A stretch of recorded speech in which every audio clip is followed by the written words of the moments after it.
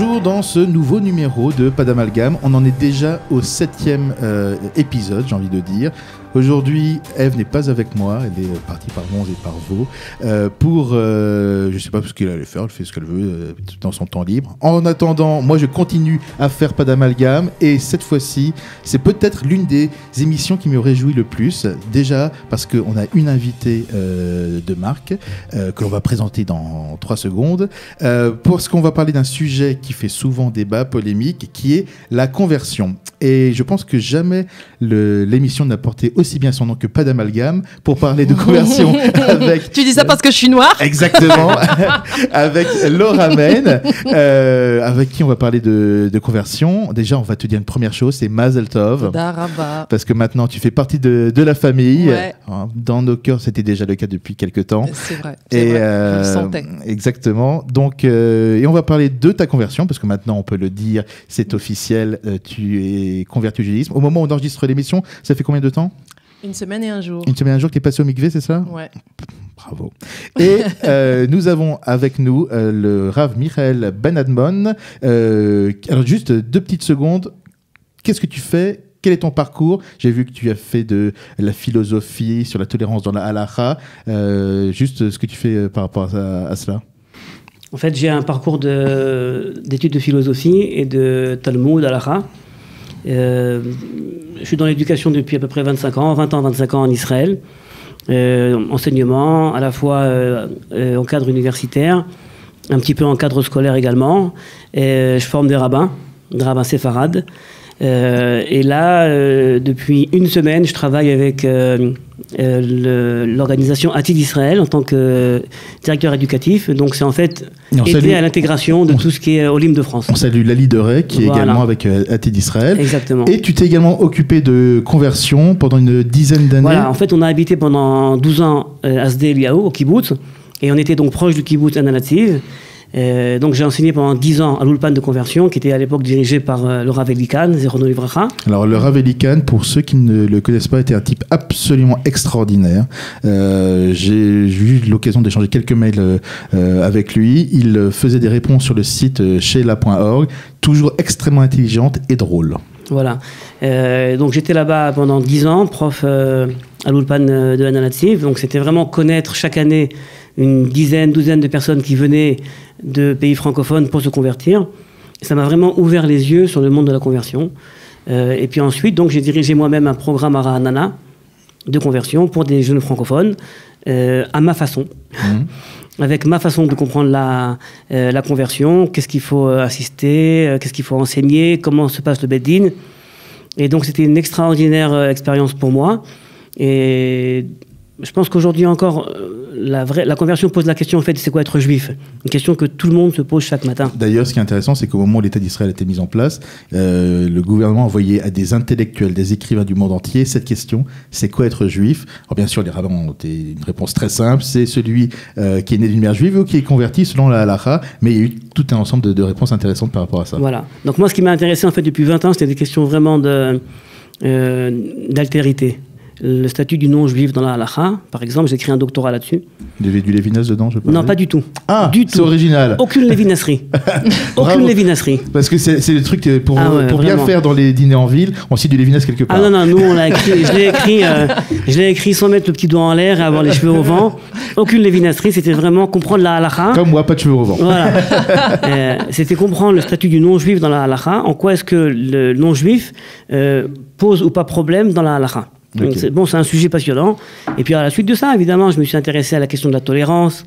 Dans la halakha également, le pluralisme. Est-ce que le judaïsme est pluralisme ou alors il est tolérant simplement ? Okay. Voilà, donc j'ai publié 2-3 livres là-dessus et ça m'a intéressé quelques années. On revient à toi, ma chère Laura. Tu es arrivée en Israël il y a combien de jours ? 4 jours. 4 jours. Donc on avait prévu cette émission parce que ça m'intéressait qu'on puisse voir ensemble ta conversion. Et première question que l'on pose absolument à tous les gens qui veulent se convertir ou qui sont convertis. Pourquoi ? Quelle drôle d'idée ? Écoute, tu sais que c'est marrant. Peut-être que ça n'évoquera pas grand-chose à tout le monde, encore que, mais je me suis posé cette question tout au long, puisque moi j'ai l'impression qu'il y avait comme une main qui me poussait depuis le jour où j'ai mis la première fois le pied en Israël, c'était en 94. Et en fait, au moment capital, au moment du Mikveh, la veille, j'ai eu une longue conversation avec Dvorah Ackerman, donc la femme de mon Rav, au Lila. Et je lui ai dit, voilà, ça y est, j'ai compris. En fait, très souvent, j'ai dit à ma famille autour de moi, j'ai dit, écoutez, moi, je serais catastrophée de ne pas mourir juive. Pour moi, ce serait la pire des choses qui pourraient arriver. Première chose que j'ai dite à mon Rav lorsque j'ai su que j'étais convoquée à la commission pour passer devant le Beddin, j'ai demandé au Rav qui dira le Kaddish, en fait. Et il m'a dit, mais vous posez vraiment de drôles de questions. Et en fait, pour moi, c'était la chose essentielle. J'ai l'impression que si je fais bien ici, eh bien, dans le monde futur, je serai bien accueillie. Je ne sais pas comment te dire, mais pour moi, ça m'a paru essentiel de faire les choses vraiment dans l'ordre, selon certaines règles et selon certaines valeurs, en l'occurrence celle de la Torah, et pour que plus tard, une fois que je passe dans l'autre monde, eh bien, je sois bien accueillie.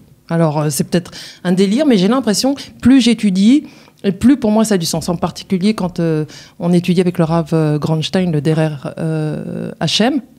Et voilà, c'est une des premières, dans les premiers chapitres, il est question de ça. Pour moi, ça m'apparaît essentiel, voilà. Alors après, il y a plein d'autres choses, il y a plein d'autres raisons, mais voilà. Sans vouloir revenir sur ta carrière avec des micro sabots, tu as une chanson qui dit « C'est la vie qui veut ça ouais. ». Et qui, par rapport à ce que tu dis maintenant, prend beaucoup de sens. Donc, ceux qui ne le savent pas, tu leur ramènes de native. Il y a presque une particule de noblesse. Parce que depuis tout à l'heure, ils pensent que c'est une illuminée qui parle. Ils ne savent pas qu'il y a une artiste derrière. Justement, parce que c'est un point qui est très intéressant dans le cadre de ta conversion. Comme tu es chanteuse, savoir les questions que cela a soulevées. On va revenir d'ailleurs tout de suite sur ce point-là. Lorsque tu te convertis, donc tu t'es converti avec le consistoire, donc le judaïsme orthodoxe en France, la question de ton travail en tant que chanteuse, comment est-ce que ça s'est posé ? Ça a été très intéressant parce que j'ai découvert qu'il y avait vraiment... Il y a des discussions, il y a des disputes, marloquettes. Il y a ceux qui sont pour et il y a ceux qui sont contre. J'ai découvert que même au cœur de Bnei Brak, il y avait un courant qui était pour ma conversion, un autre qui était contre.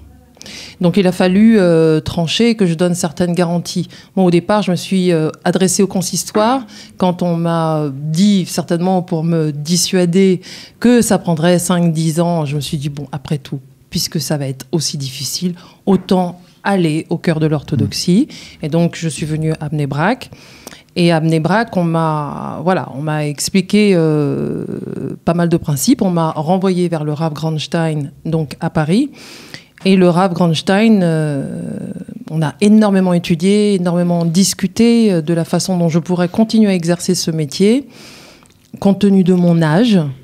Parce que j'ai 50 ans, c'est pas comme si je pouvais changer de métier du jour au lendemain et vivre de quoi en fait, change de métier, je n'ai fait que le conservatoire, j'ai même pas le bac, enfin je veux dire, il fallait pas une honte, t'inquiète pas. Non, mais je n'ai pas honte, mais t'as raison. J'aurais bien aimé, mais voilà, c'est pour une raison. En plus, c'était un calcul complètement débile de ma part à cet âge-là, mais bon, quand au moment de passer le bac, des fois, on pense des choses complètement débiles. Mais voilà, donc du coup, lorsque je suis arrivée à Bnei Brak et que malheureusement le Rav Steinman est passé dans l'autre monde, parce que lui il était pour. Lui était pour, oui. Voilà. Et donc c'est Kanievski qui a pris sa place. Lui a dit voilà, moi, vous avez le choix, vous pouvez avoir votre conversion, mais il faut que vous abandonniez votre métier. Donc j'aurais pu dire oui.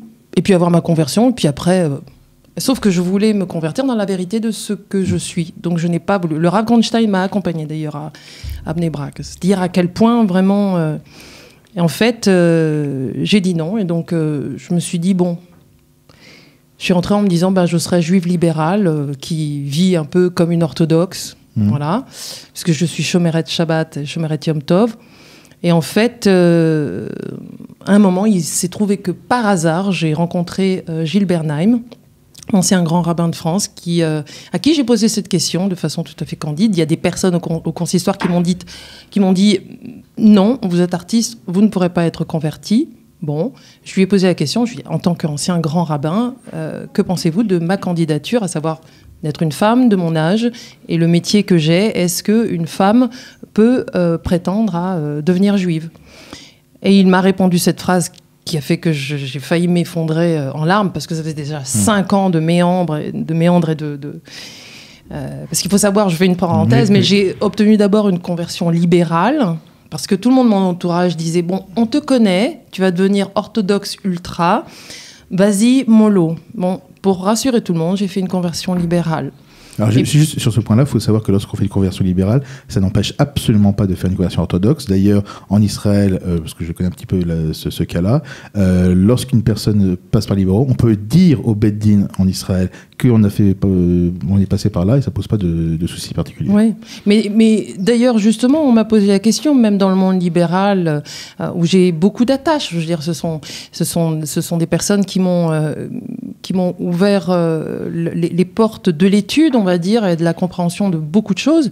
Mais je leur dis, je suis désolée, mais plus j'ai étudié, même avec vous, plus j'ai compris que ce que je fais là n'est pas cachère. Il faut que j'aille plus loin.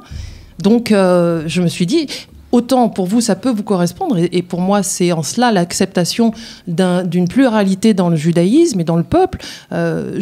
Qui suis-je pour aller juger celui qui n'a pas envie de faire tel ou tel commandement? Bon, mais moi, j'ai décidé d'aller plus loin. Donc, du coup, il a bien fallu que je m'adresse à un moment à ceux qui étaient en position de comprendre ma démarche et de me donner... de me permettre d'obtenir ce que je voulais. Et du coup, donc, j'ai posé cette question à Gilles Bernheim, qui m'a dit, non seulement je pense que vous pouvez être converti au consistoire, mais qui plus est, je pense que c'est du Kiddush Hashem. Alors là, je peux te dire qu'avec tous les méandres, moi, tout le monde a vu le film Get, je pense, hein. Moi, à Bnei Brak, ça a été vraiment ça. Je veux dire, ça a été une expérience incroyable, intense. Il a fallu se battre. D'ailleurs, Gilles Bernheim m'a dit qu'une des raisons qui avait fait que ça avait été compliqué à Bnei Brak, c'était que je me tenais droite et que je regardais dans les yeux les rabbins. Quand on me pose une question, je regarde mon interlocuteur et je lui réponds. C'est un canon, on va dire, de la femme juive qui n'est pas accepté. Bon, je savais pas ça. Je savais pas. Par exemple, pour vous dire, pendant les entretiens, parfois pour gagner du temps, je demandais un verre d'eau, je faisais ma bénédiction, j'avais le temps de réfléchir à la réponse. Il faut faire très attention à ce qu'on dit. Il y a énormément de choses qu'on dit. Il y a ce qui est entre les lignes. Il faut savoir vraiment. Ça vous oblige à réfléchir. Ce qui est pour moi le propre du juif, en fait, c'est de réfléchir à ce qu'il fait, à ce qu'il dit. Voilà.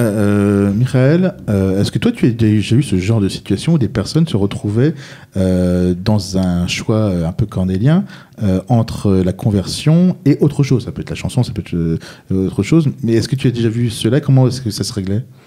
Moi, j'ai en fait eu des cas très intéressants où la personne qui se préparait à la conversion ne le faisait pas pour des raisons religieuses. Du tout. Ce qui l'avait amené en fait à vouloir se convertir, c'était tout sauf la Torah. Tout sauf la vérité de la Torah, tout sauf la spiritualité. Des fois c'était le sionisme, des fois c'était la Shoah, des fois c'était un grand-père qui était mort à Auschwitz. Donc, des fois c'était tout simplement un père juif et une mère non juive, et le gars en fait il se sentait tiraillé entre deux mondes. Il était juif chez les non-juifs, non-juif chez les juifs. Des fois, il avait une amie, tout simplement, et puis il voulait qu'elle se convertisse. Donc, en fait, je me rappelle d'une fois, d'un cas, où la personne était venue, et c'est possible d'ailleurs qu'ils nous entendent, c'est même certain qu'ils nous entendent, Et alors, la veille de la conversion, il m'a dit, écoute, il faut que je te dise, Michael, demain, devant les rabbins, ils vont me poser la question cardinale, est-ce que je pense faire les mitzvot? Et à toi, je te le dis, je ne ferai pas les mitzvot. Oui, j'irai de temps en temps à la synagogue, à Yom Kippour, je mangerai kasher s'il n'y a rien d'autre, mais je ne pense pas faire les mitzvot. Alors je te le dis parce que c'est possible que je leur mente, parce que je n'ai pas envie de rater mon parcours. On va dire la vérité à un rabbin. Non, il dit en fait parce que j'ai pas envie d'être recalé, ils vont peut-être pas comprendre ma démarche. Alors, ça m'a mis un petit peu dans une situation embarrassante, parce que je me suis dit, d'un côté, le gars, il a 1 an d'études derrière lui, et d'études sérieuses, mais il me dévoile ça la veille du Beddin. D'un autre côté, moi, face au rabbin du Beddin, je peux pas non plus mentir. Je vais être avec eux, je vais être pendant les délibérations avec eux. Et tout compte fait, j'ai opté pour ne rien dire. Dans ma tête, je me suis dit, c'est bécédé, hein. Ça va. On peut accepter une telle conversion, parce que la conversion, c'est rentrer dans le peuple d'Israël, avant tout. Est-ce que tu t'es dit également... Et avant de rentrer dans la Torah d'Israël. Aujourd'hui, il est marié avec une juive, il a un enfant. Et donc, quelque part, les motivations qui mènent une personne à la conversion on peut les analyser, hein, on a des études de sociologie là-dessus. Mais il y a quelque chose qui relève de l'intime. Et quelqu'un, c'est ma conception des choses, qui vient du monde séfarade, quelqu'un qui fait la démarche, qui veut rentrer dans un peuple persécuté. Quelqu'un qui prend de son temps, qui va investir des efforts incroyables dans l'étude, dans une certaine déconnexion avec son monde naturel, qui va devenir, on va dire, le noir de la société. On doit le recevoir, on doit l'accepter tout simplement, sans avoir à poser 1000 questions sur la couleur de ses titiotes. Est-ce qu'il va manger Shabbat, kasher, est-ce qu'il connaît la bénédiction ou pas? Ça, c'est, comme tout juif, une démarche spirituelle qui a la vie entière pour se mettre en marche. Mais moi, je pense que d'emblée, il faut accepter la personne qui vient se convertir. D'emblée. Est-ce que tu t'es dit, peut-être aujourd'hui, il pense ne pas le faire, mais je fais entre guillemets, un pari sur l'avenir en disant, peut-être pas lui, mais ses enfants, ses petits-enfants, on est en train entre guillemets, de sauver des générations. Non, ça veut dire que l'argument qui est en fait à la base de tout ça, c'est que nous, on se bat contre l'assimilation. Ça, c'est le grand défi, c'est l'assimilation. Le grand défi, c'est pas si une personne va, oui ou non, faire Shabbat, oui ou non, manger kasher. Ça, c'est un défi personnel. C'est pas Le défi du peuple juif, c'est de rester juif. Et donc, quelqu'un qui vient et qui dit « je veux rester juif », ça veut donc dire nécessairement qu'il va faire un mariage juif. Sinon, il n'aurait pas fait cette démarche. Il a une identité juive qui se maintient. Voilà. Et je pense que c'est fondamental parce qu'on a tendance à confondre deux concepts fondamentaux dans le monde de la conversion. C'est l'identité et l'identification. Quelqu'un peut avoir une identité juive, mais ne pas être juif. Quelqu'un peut étudier la Torah, connaître plein de choses, mais il n'est pas identifié comme juif. Et d'une façon au contraire, quelqu'un peut être identifié comme juif, c'est-à-dire il est juif par sa mère ou conversion, mais il n'a absolument aucune identité juive. Ça ne l'intéresse même pas. Et la question, c'est quoi la conversion? Est-ce que la conversion, c'est une question d'identification? On passe devant des rabbins qui posent certaines questions, on leur répond c'est bon ou c'est pas bon, et après on est identifié comme juif. Alors la conversion, c'est une question d'identité. D'accord? Moi, je crois que la conversion, en termes halachiques, c'est une question d'identification. C'est un parcours politique. D'ailleurs, c'est pour ça qu'il y a des guéguerres entre les différents mouvements. Hein, quand un mouvement orthodoxe, même quand un Beddin orthodoxe ne reconnaît pas un autre Beddin orthodoxe, c'est pas une question de halakha, c'est une question de politique. Donc du pouvoir, donc de la... Voilà, c'est tout. Et donc la question, il y a une dimension d'identité, et les rabbins le vérifient le jour du Beddin, mais combien ils peuvent vérifier? Ce ne sont que des hommes, ce ne sont pas Dieu, ces gens-là. D'accord? Donc en fait, ils vérifient, ils entendent ce qu'ils entendent. Par rapport à ce qu'ils entendent, ils vont donner leur verdict, accepter ou pas accepter. Mais c'est une question d'identification. L'identité, c'est quelque chose d'extrêmement dynamique. Ça relève de la vie intime de chacun. C'est aujourd'hui A, demain ça sera B, après-demain ça sera C. Et personne ne peut vérifier ça. Voilà. Pendant tout ton parcours, tu as fréquenté des communautés, des synagogues. Comment est-ce que tu as été accueilli? Comment est-ce qu'ils t'ont perçu lorsque tu es rentré à la synagogue? Tiens, une femme noire qui rentre là, qu'est-ce qu'elle vient faire? Est-ce que tu as eu un bon retour, des mauvais retours? Balance. On a le droit de faire de la shonara, là? Personne n'écoute, personne n'entend. T'inquiète pas, on coupe les micros 2 secondes. C'est marrant parce que ça me rappelle quand à Bnei Brak, il me posait des questions très précises sur des personnes très précises et on dit non, je répondrai pas parce que je veux pas faire de la shonara. Non mais écoute, j'ai été accueillie... Sans donner de nom de communauté, hein, forcément. J'ai été accueillie très très bien, absolument partout, sauf en Guadeloupe. Dans les communautés consistoriales de Guadeloupe, je considère vraiment qu'on nous a accueillis. D'ailleurs, d'abord, on nous a donné des indications pour arriver à la synagogue qui étaient complètement fausses. J'hallucine. Je ne peux pas vous dire qui dans la communauté, parce que vraiment, là, ce serait du lachonara, mais c'est en Guadeloupe, je ne sais pas. Peut-être qu'ils sont entourés trop de noirs. Juste pour rappeler, tu es d'origine guadeloupéenne, c'est pour ça. Mon père est d'origine guadeloupéenne et Arawak, donc qui est une tribu indigène de là-bas, et ma mère est d'origine martiniquaise et syrienne. Donc voilà, c'est tout ce brassage. Ouais.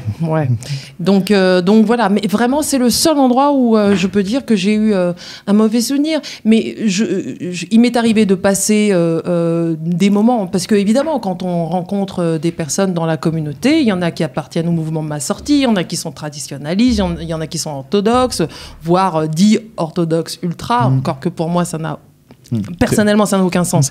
Mais voilà, et donc il y en a qui sont libéraux, donc ça m'est arrivé de partager des temps communautaires avec ces personnes et de voir un petit peu comment ça se passait. Partout, j'ai été bien accueillie.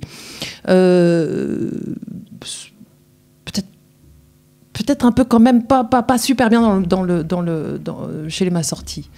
Mais je pense que c'est pour une question politique, parce que les massortis, finalement, se font la guerre par rapport aux libéraux. Ça, c'est un truc hallucinant que j'ai découvert, c'est que, j'ai vraiment l'impression, je ne pense ne pas me tromper en disant que les massortis ne reconnaissent pas les libéraux, en tout cas les conversions libérales. Donc voilà, je me suis dit au bout d'un moment, personne ne reconnaît personne dans le fond, c'est qu'une question politique. J'ai eu l'occasion d'ailleurs de discuter au cœur de cette problématique avec Delphine Willer par rapport aux orthodoxes. Et je lui ai dit d'ailleurs, c'est de la politique en fait, tout ça. C'est de la politique. Je lui ai dit, je pense exactement comme vous. Mais dans l'ensemble, l'accueil, je me sens bien partout. Dans le monde juif, quel qu'il soit, j'ai mes repères, je comprends exactement qui parle quoi, je veux dire, je peux entendre une Kriyat Torah en ashkénaze ou en séfarade, la cantillation, je la comprends, évidemment, comme j'ai l'oreille musicale, je l'apprends, des fois j'ai envie de cantiler aussi, j'ai pas le droit, mais voilà, je suis bien absolument partout dans le... Est-ce que tu as aussi eu l'impression, parce que tu parles du Rav Bernam qui dit voilà, ça sera un Kiddush Hashem que tu sois converti, est-ce que tu n'as pas eu la crainte peut-être, entre guillemets, d'être récupéré en disant voilà comment nous sommes ouverts chez les Juifs, ou pas du tout, ça n'a pas été quelque chose qui est remonté, où tu as eu ce sentiment? Absolument pas. Donc c'est que moi qui suis malade dans ma tête. Non, je peux dire que oui, il y a des mouvements qui étaient très, mais je peux pas dire parce que je peux pas parler réellement de ça parce que quelque part je peux pas y voir quelque chose de négatif. Tu comprends ? Ouais, je vois très bien. Je peux pas y voir quelque chose de. Je pense c'est plutôt un truc positif en fait, même voilà. Si. Alors juste, on va arriver maintenant sur le cœur de la conversion quand tu as fait en France. Je crois que tu allais me parler de Rabbi Jacob. Non, ça arrive après. En fait, faut dire la vérité. Si en voyant 36 000 fois le film Rabbi Jacob, tu dis, faut que je devienne juive. Ah non, moi pas du tout. Mais par contre, ce que je peux te dire, c'est qu'aujourd'hui. C'est qu'à un moment, quand je me suis vraiment fondue dans l'étude au bout de 5 ans, Rabbi Jacob, je l'ai revu il y a à peu près 1 an, et il y avait toute une dimension que la plupart, entre guillemets, des goïms ne comprennent pas, que là, j'ai explosé de rire, et je me disais, mais mince, ils rigolent pas en même temps que moi. Et je comprends que maintenant, il y a une dimension dans ce film qu'on ne peut comprendre que si on est juif. Il y a juste une petite parenthèse par rapport à ce film-là, c'est comment il s'appelle l'acteur qui joue Salomon, lorsqu'il est dans la synagogue et qui parle en hébreu, avec l'accent horrible. Mais c'est pas Guibet Henri Guibet, voilà. Henri Guibet, c'est très très drôle. Donc, sur la conversion d'elle-même, parce qu'ensuite on va comparer un petit peu à ce que toi tu faisais à Ignativ et à Radana, comment ça s'est passé, tout ce qui concerne l'examen? Alors déjà, entre le début et l'examen, il y a eu combien d'années? Entre les buts, alors c'est un peu particulier parce qu'à partir du moment où la première fois j'ai rencontré le Rav Olivier Kaufmann, j'ai pas été satisfaite j'ai pas compris ce qu'il voulait me dire, donc du coup j'en avais parlé autour de moi, ce qui fait que je suis allée vers les libéraux. Ça s'est très, très bien passé, ça a été très, très simple. Et je peux dire que vraiment, ça a été des années d'études incroyables. Ils ont un limoud qui est vraiment super, moi je trouve, au niveau même du Talmud Torah, c'est super. Mais après... Après, qu'est-ce qui s'est passé? J'ai un trou là. T'as un trou. Donc, Ah oui, c'était après donc Kaufmann, libéraux. Oui, voilà, libéraux. Et donc après, du coup, comme... Tu vois que je suis ce que tu dis. Oui, combien de temps est-ce que ça dure? Non, mais en fait, donc dans ce parcours, il se trouve que moi, je voulais faire une conversion orthodoxe. Donc, il y a eu, si tu veux, j'étais avec quelqu'un dans ma vie dont la famille a intercédé pour que je puisse faire une conversion à Bnei Brak. Donc, à partir du moment où les choses étaient lancées à Bnei Brak et avec le Rav Grandstein, à Paris, on va dire le Rav Grandstein comme quelqu'un qui me suivait, comme un référent, mais aussi sa famille, finalement, j'ai eu l'apport, l'immense chance de vivre vraiment proche du Rav Grandstein et de Rachel, sa femme, pour apprendre tout ce qu'il y avait et à comprendre et à mettre en pratique et pouvoir poser toutes les questions que j'avais par rapport à la pratique. Mais après, quand il n'a plus été possible à Bnei Brak de me convertir parce que le Rav Steinman n'était plus là, le Rav Israël Wiesel, qui dirigeait le service des conversions à Bnei Brak, m'a donné un conseil. Je ne peux pas dire exactement lequel, mais ce conseil m'a permis de vraiment réfléchir à la façon dont j'allais entrevoir la suite. Et finalement, en rencontrant Gilles Bernheim,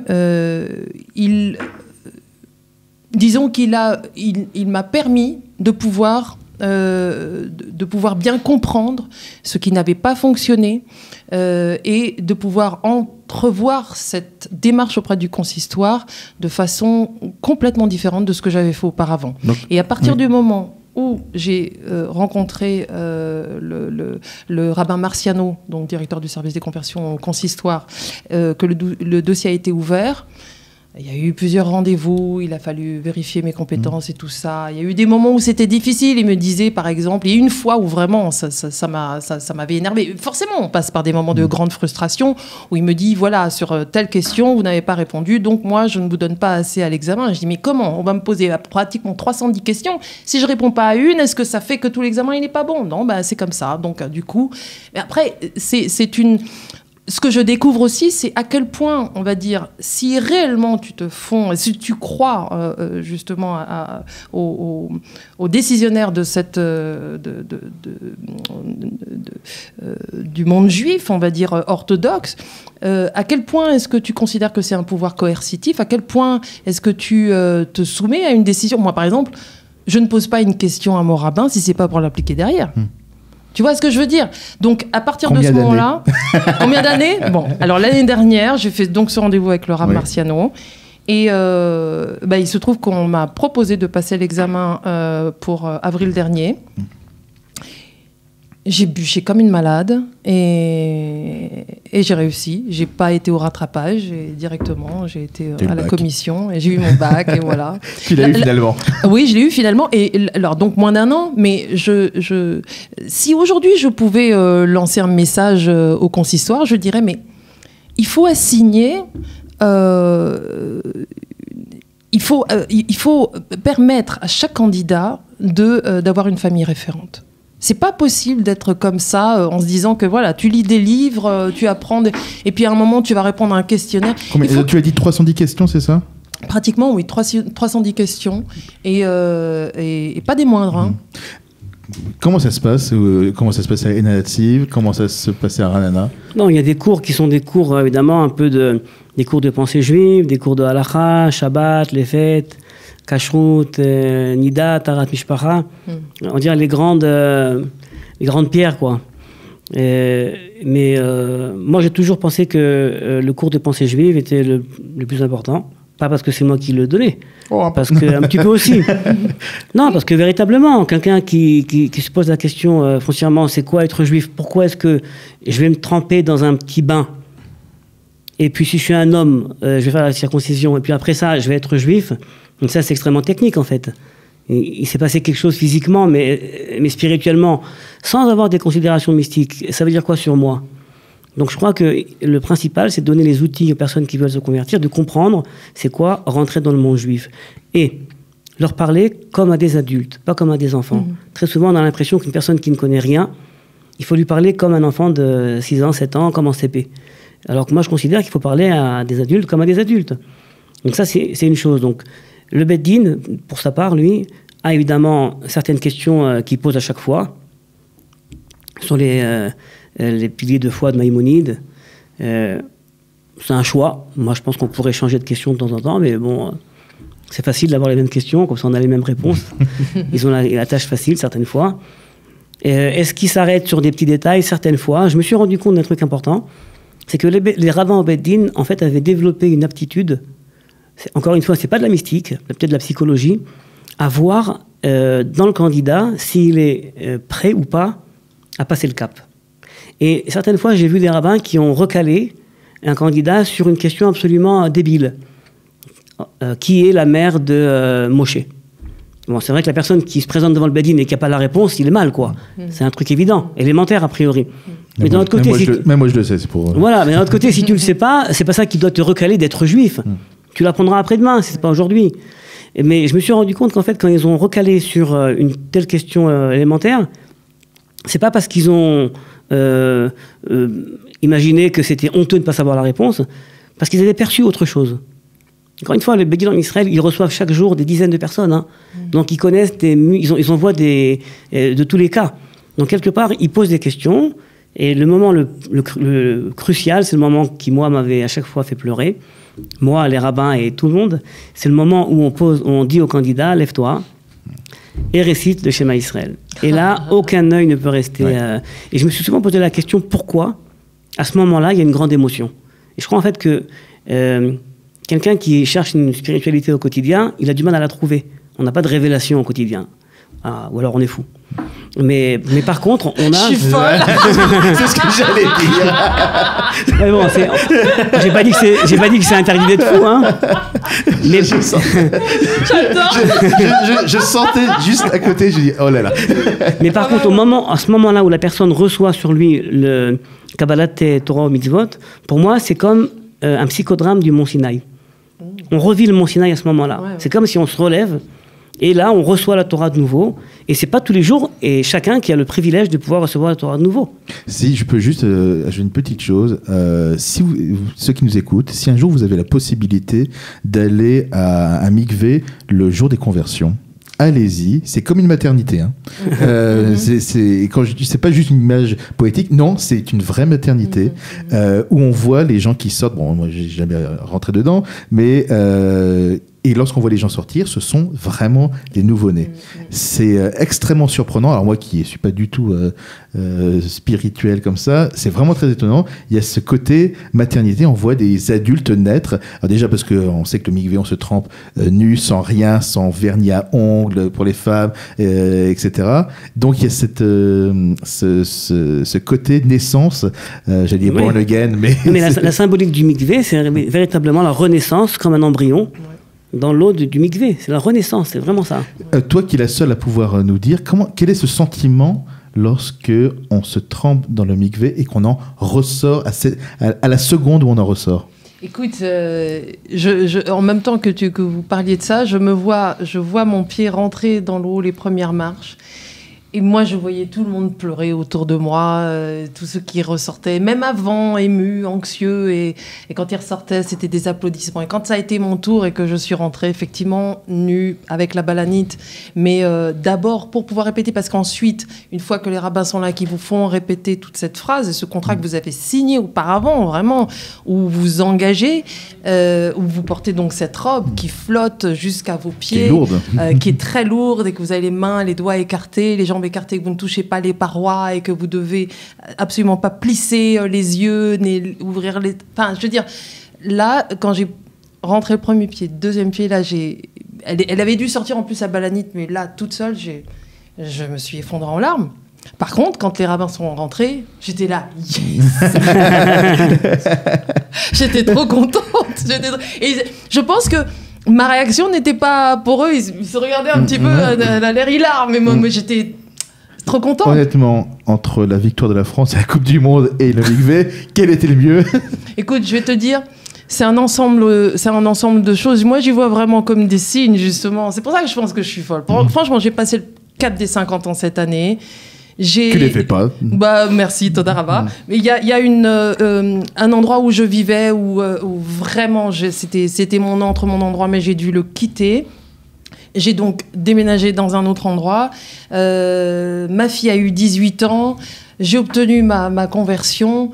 La Coupe du Monde, qu'est-ce que tu veux que je te dise? C'est une année où on a marqué... Moi, j'ai marqué des buts à tous les niveaux, tu vois. Je suis très contente. J'ai une dernière question, parce qu'on a déjà débordé un petit peu, parce que c'est un sujet, il faudra en faire 36 émissions.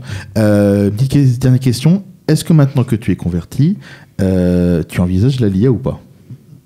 Est-ce que ça fait partie, je sais pas, est-ce que tu vas le faire, mais est-ce que ça fait partie des options que tu te... Écoute, elle s'est envisagée à un moment parce que je commençais à devenir assez impatiente et puis il y avait des choses qui ne m'allaient pas, je dois dire, au consistoire. Tout le monde a des choses à dire sur le consistoire. Il y a des choses qui m'allaient pas et je m'étais dit, tant pis, même si je prends encore 2 ans de plus, allez, je vais en Eretz et puis je le fais. Et puis en fait, finalement, ma fille est tombée malade.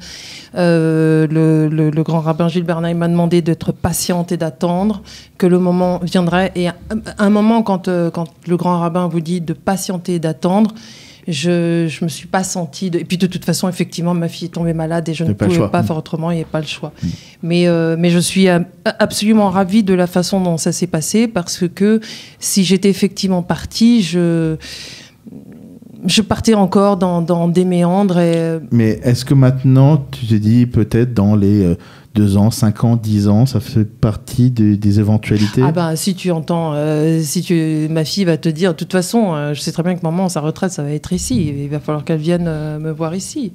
C'est comme ça, il y a pas le choix. Je peux pas imaginer. Tout le monde m'a dit, mais tu peux pas te sentir juive et puis t'as pas besoin de faire une conversion orthodoxe.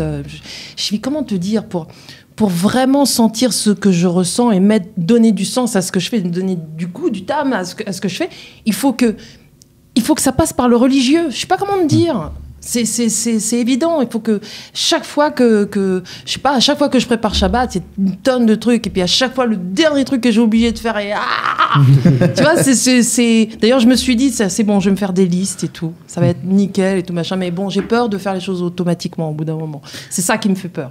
C'est une belle conclusion pour toi. J'ai peur de faire les choses automatiquement. Un juif ne fait pas les choses automatiquement. Jamais. Il réfléchit avant d'agir. Une dernière phrase, Michael?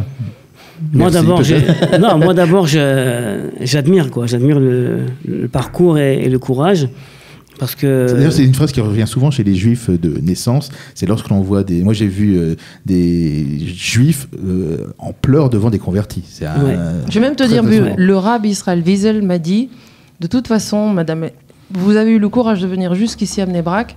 Donc j'ai aucun doute que vous allez obtenir votre guillour. Surtout à Bnei Brak, c'est ça le truc. Oui. Moi je dis en fait, il y a une phrase du Rabbi de Côte qui disait qu'il n'a pas eu la chance de naître non-juif et de pouvoir se convertir. Et c'est pas tout le monde qui a cette chance. Donc c'est vrai que c'est quand même quelque chose d'énorme de pouvoir choisir d'être juif, se choisir juif, alors qu'en fait, quelqu'un qui naît juif, a priori, n'a pas le besoin de faire ce choix. C'est une erreur, il faut le faire tous les matins de nouveau. Mais ça, c'est vraiment un choix d'envergure. En tout cas, Mazal Tov et Baruch Haba. Bienvenue dans la famille. C'était un pas d'amalgame où les gens ne se sont pas engueulés pour une fois. On ne s'engueule jamais vraiment ici, mais il y a parfois des débats. Mais je pense que pour ce sujet-là, il n'y avait pas de raison de le faire. Merci vraiment à vous deux d'être venus. Merci vraiment Laura. Merci. C'est moi qui te remercie de me donner l'occasion d'en parler. En plus, tu le sais, parfois sur d'autres émissions, je voulais te pousser un petit peu à en parler. Mais j'étais pas encore prête parce que j'avais pas encore le guillot. Et donc voilà, ça me fait plaisir de pouvoir libérer la parole. Ça, c'est un grand plaisir. Je vous dis à très bientôt dans une semaine avec d'autres sujets où cette fois-ci on va peut-être s'engueuler un petit peu plus. Merci à tous, à très bientôt. Pas d'amalgame, l'émission où l'on est d'accord pour ne pas être d'accord.